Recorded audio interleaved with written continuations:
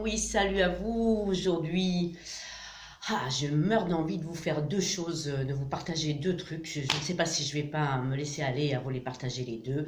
D'un côté, je suis partagée dans le fait de faire. On pète les plombs avec les faire. Ça donne des pressions pas possibles.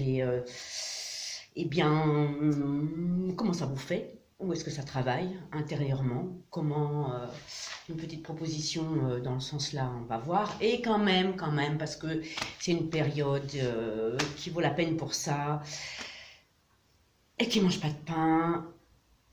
La notion de faire l'arbre. Alors l'arbre, ça existe dans toutes les cultures, dans toutes les voilà, chamans, qigong et tout ce qu'on veut. Alors oui, c'est connu, hein. Mais en même temps, non, je vais vous le proposer au quotidien, c'est-à-dire je fais la queue dans un magasin, je suis dans le métro, je fais ci, c'est là, je suis en train d'attendre à la machine à café ou autre, au moins une fois par jour, de faire l'essai de. Donc, je suis là, j'attends, plateau ou autre. Plutôt que d'être dispersé à ce que je vois autour de moi et autres, juste de revenir à soi, de s'imaginer donc un arbre, on peut être dans toutes les positions, c'est pour ça que je suis aujourd'hui debout, vous voyez. Donc, un arbre où les racines partent depuis les pieds dire au plus loin possible, on dit jusqu'au centre de la terre. Et de ressentir cette connexion de nos pieds jusqu'au centre, comme si on était costaud, là, ça réveille notre yang dans le dos, comme ça, le feu de la terre qui nous pénètre à travers les racines. C'est le printemps, et donc la sève monte, et nous sommes ce tronc. Et on peut aller au moins jusqu'au cœur, et voir comment ça nous fait. Juste de ressentir, tiens, voilà, je suis cet arbre, la sève coule du bas en haut, et je peux faire ce que j'ai à faire dans la journée. Plateau, oui monsieur, ça va, blablabla, blabla. Moi une fois, quand on attend, voilà, supermarché ou autre, de faire cet essai, en effet, à voir. Voilà, ça vaut la peine. Et puis quand même, je vais vous partager voilà, la notion de faire. J'ai une petite proposition comme en auto-hypnose, tranquillement, juste une ouverture aussi.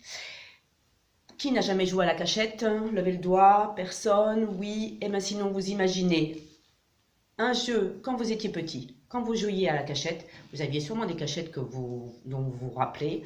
Eh bien, vous imaginez que vous êtes quand vous étiez dans cette cachette, en train d'attendre qu'on vous trouve, et en fait, vous prenez le temps d'aller voir celui-là qui était dans la cachette et de pouvoir prendre un temps blotti, tranquille, peinard, hein, et d'être là, présent à l'autre, sans notion du temps, comme si le temps disparaissait.